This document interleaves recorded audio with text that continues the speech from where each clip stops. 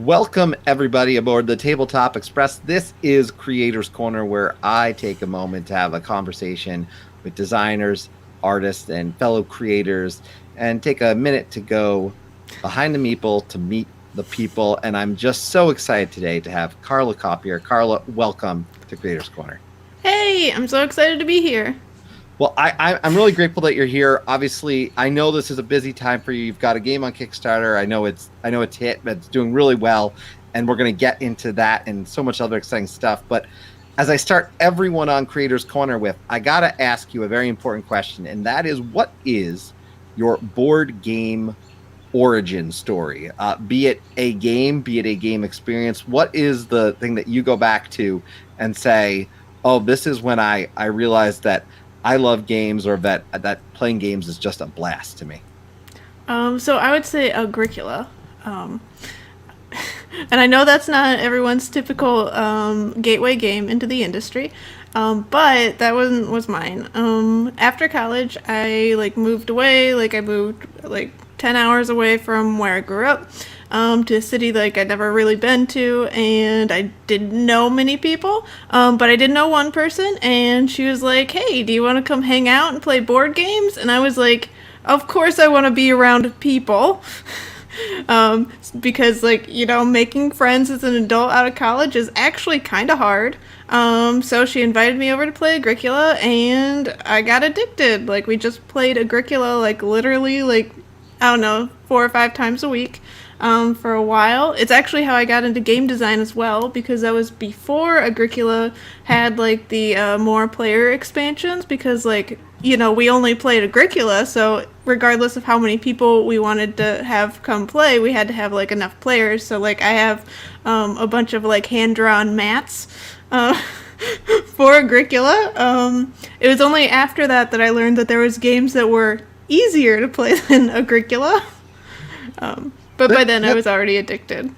I love that you start with something like that, though, because it does really make it, when you get into those other games, it's probably a little bit easier to learn. But that, I can only imagine, does inspire a little bit of that design almost drive, because you could say, oh, wow, there's just so much opportunity here. Where does that journey, though, for you as a designer begin? Because one thing I noted when I was preparing for our conversation was, you've obviously got a background here with some great games, but one of the things you've done is solo design, solo variants. And I mean, that's obviously a very different thing, but it's extremely popular, and I'd argue extremely important to the industry, especially here in 2021 and of course 2020. So I am super passionate about solo design. I have designed probably a good number, maybe 15 or something, solo designs, because not only do I design the solo versions of the games I publish for Weird Giraffe Games, but I also do it for Galactic Raptor Games, and I'm a contractor for several companies to do their solo designs. So yeah, it is something I highly, I'm very passionate about. How I got into it is I'm actually a software engineer. My major in college is control theory, and I did a lot of mechatronics and robots, making robotic hands move in certain ways, or I made this recycling robot that could pick up cans and separate them and stuff based on it had a camera and it can do the vision theory and stuff. So I am really good at controlling robots. And making an analog robot is actually really easy, because it has that same algorithm. If for people that have done software, some of the different things are if-then statements. If this is true, do this. Else do this. So a lot of my robots are kind of based on that sort of algorithm, where it's a very simple check to see if this thing is true, and if so, do this. If not, do this other thing. With my solos, I really try to make it so it's very simple. The robot player shouldn't take any longer than 20 or 30 seconds to do, and it should really emulate what it's like to play the game with other people. So I always have to play the game a lot with a variety of player types, playing with aggressive players, playing with passive-aggressive players, playing with players that are just doing their own thing, so I can really see what their interactions do because you don't want to actually have to control another player in a solo game. Like, you just want to feel the effects of having that other player there.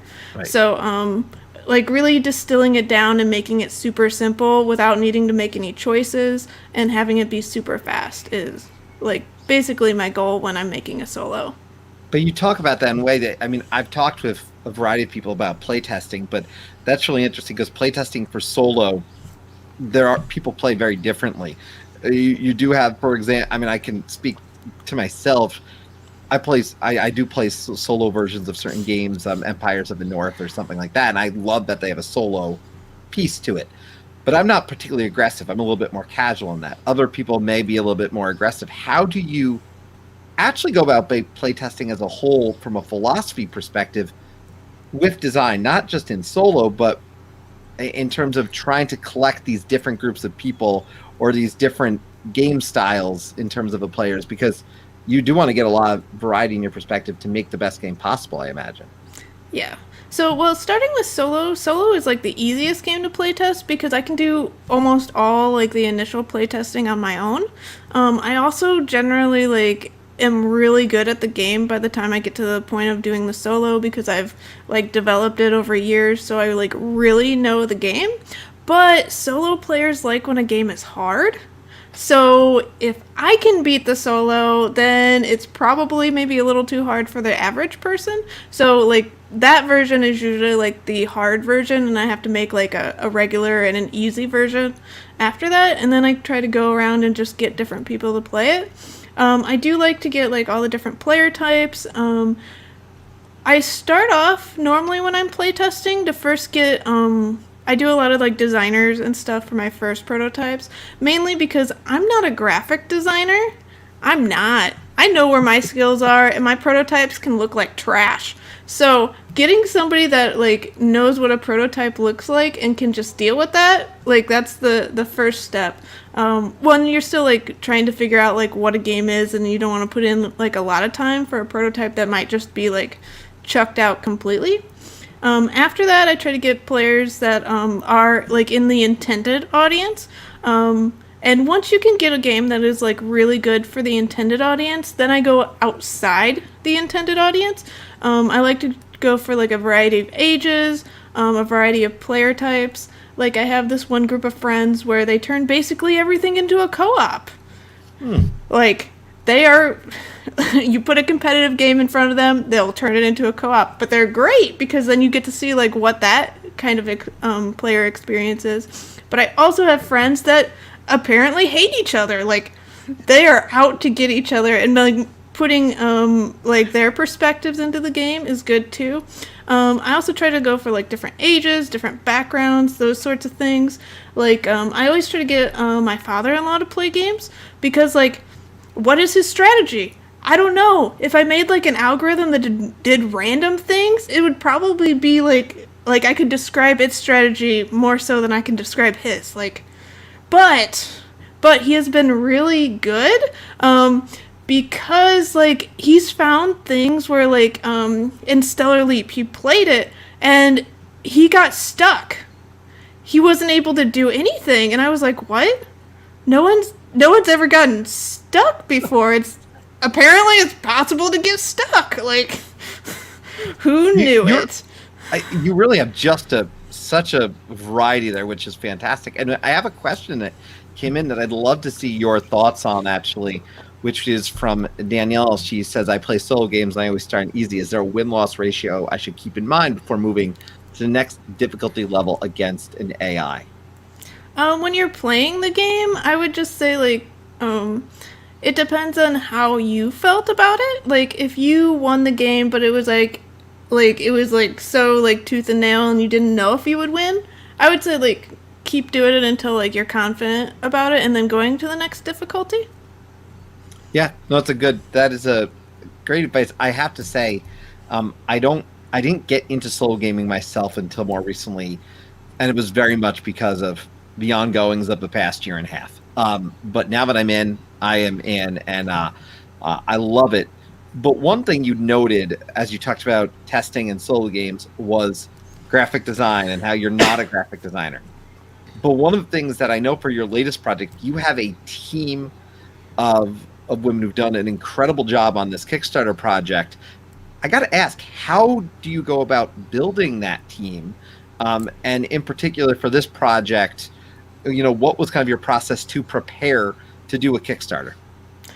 So how I made the team was very deliberately. One, you don't get a team of 9 women working on a game unless somebody chose to make that happen. I also try to get a very diverse team together, and I go out and I personally ask. Like, I went to different Slack groups and stuff, and like I was like, "Hey, I'm looking for person of color that's a woman to do this job. Does anyone know of anyone? Do you have any recommendations?" And then basically go from there to find to try to get like a really diverse skill set, because like if you have a diverse skill set, you can just get told certain things about a project. Like if you have if everyone is the same, like they probably won't notice issues. But like when people have a like variety of different backgrounds, if there's an issue, it will probably get like told about like early on in the process, so it doesn't become like a big thing. Because no, well, while they say that all press is good press, like I would rather avoid controversies and stuff like that. What was the other part of the question? Well, I'm wondering then, you build this team, how do you start that process of preparing to go about with a Kickstarter? Because with a Kickstarter, and I know, one, I was joking about this day because I saw what was going on as an example with Everdell, and like every like third comment post launch is some sort of complaint. So you got to go in to a Kickstarter, I know, preparing for a communication strategy. What is our page going to look like? How are we going to launch it? There's just so much that goes in. So what was your kind of strategy going into a Kickstarter, and really your process of just kind of preparing to do that? Because it is a major undertaking that I don't think enough people realize how big of a challenge it really is. So at this point, I've done, I don't know, probably 11 or 12 Kickstarters. I'm also very meticulous. Like, ever since my first Kickstarter, I've had a big checklist, and every time I do a Kickstarter, I add more to that checklist. So I just go and I go through, like, I have a big document of everywhere I need to post on day one. And I just go through and I check all those boxes. And like I have all these checklists of all these things I should check for every like stage of each project.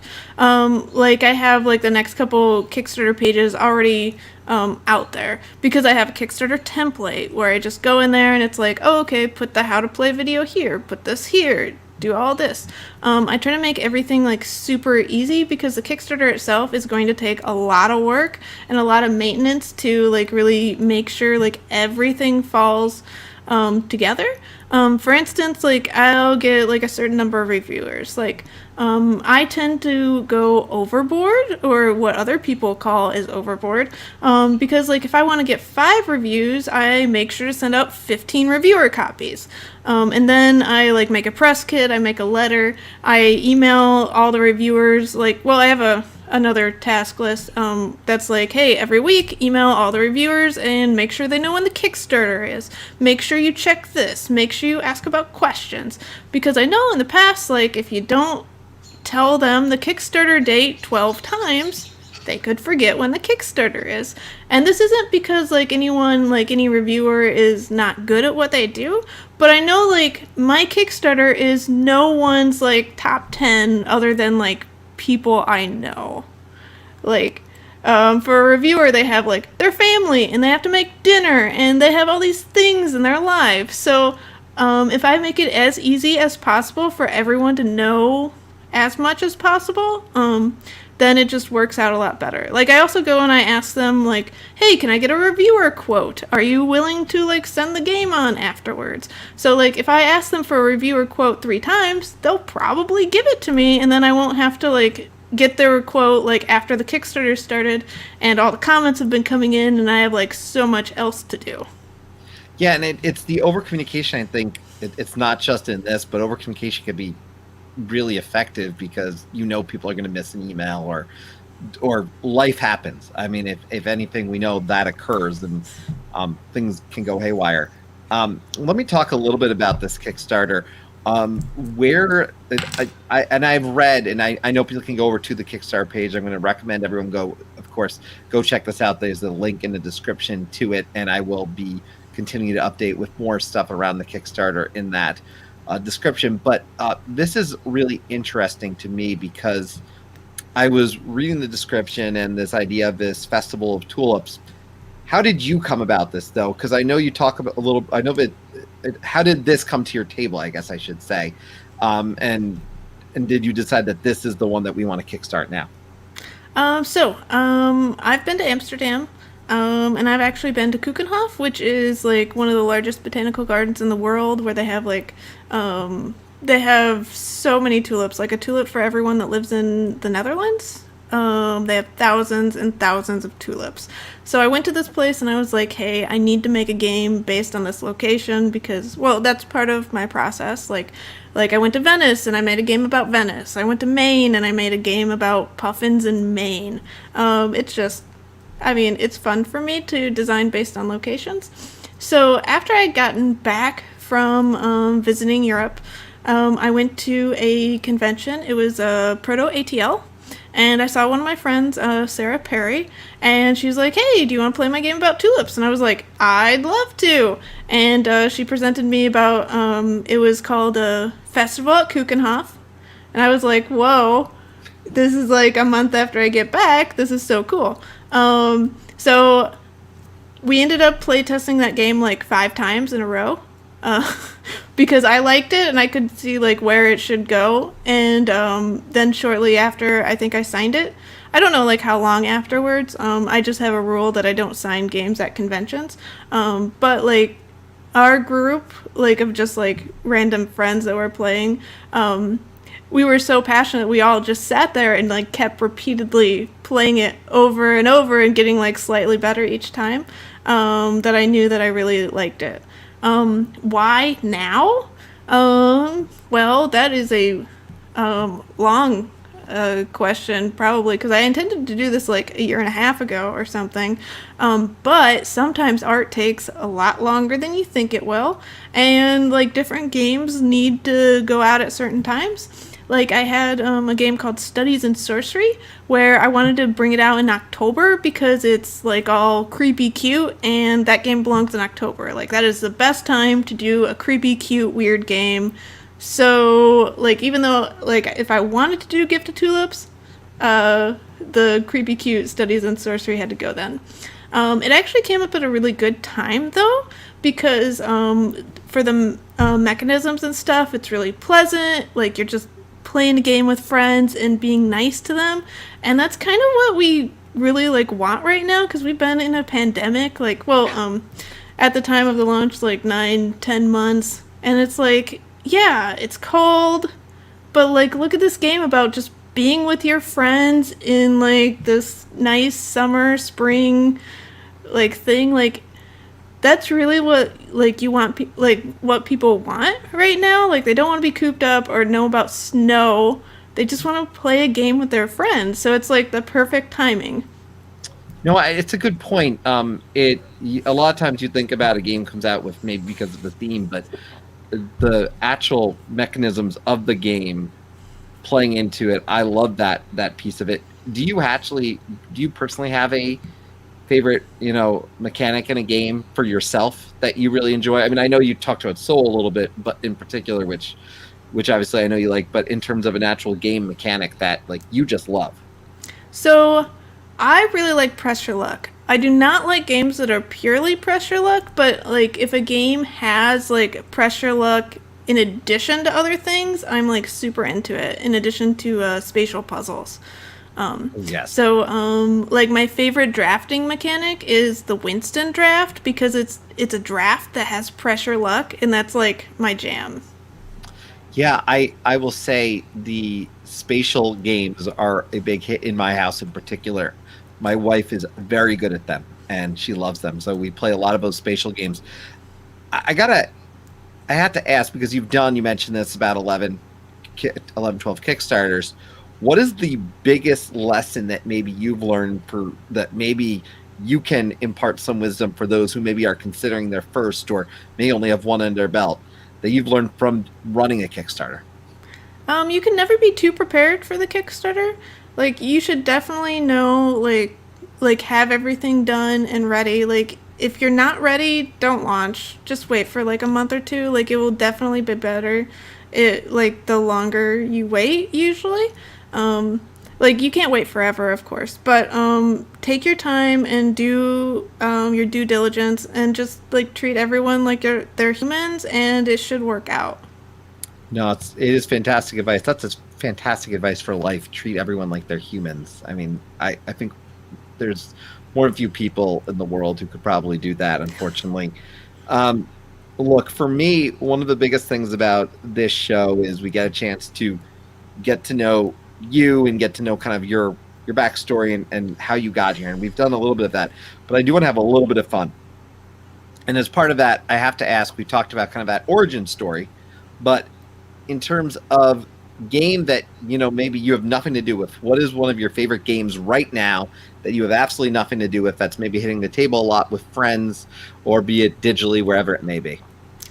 So right now I've been playing a lot of Pandemic Legacy Season 0.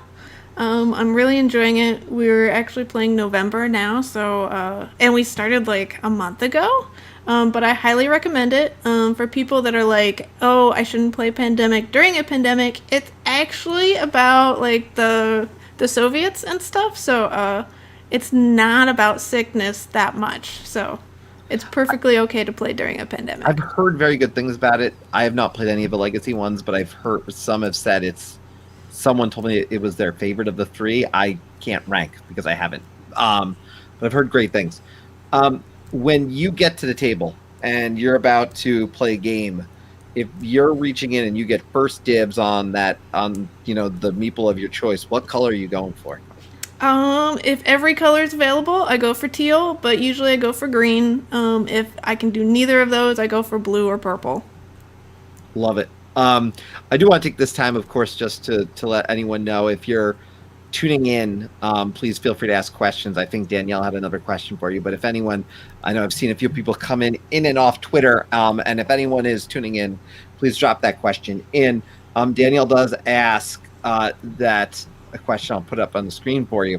Says she really enjoys Dreams of Tomorrow's Soul, and I see that one of the expansions for the game is on your Board Game Geek profile. In what aspect did you work on that? I designed it and did everything but the art, but I did art direct it, so yeah. I do all the like expansions usually for all my games because I mean I'm already developing it, and so a lot of people don't understand like the difference between designer and developer and how all that works. But like a developer can change a lot about a game. Like for Dreams of Tomorrow, like I went and I made like a bunch of the abilities. I completely changed like how often they showed up and how different it was and made it very different for the different player counts. But like along those lines, like I made all of the abilities and stuff that were in the mini expansion. Like I was like, well, I try to do this for Kickstarter. So for Kickstarters, it's really nice to get people to back it, but like it's not that nice of an experience from like a backer perspective versus like you can just buy it from Amazon and then it's at your house in 2 days instead of waiting 9 months for it. Um, so I mean, who wants to wait 9 months? But I like to put in like the extra like here's a mini expansion. Thank you for backing it and waiting the 9 months and being great because like if you can't get enough backers, you can't make the game and then you can't get it on Amazon. So it's like a chicken before the egg thing. Is Kickstarter for you? Because since we're talking about Kickstarter, I think it's worth asking.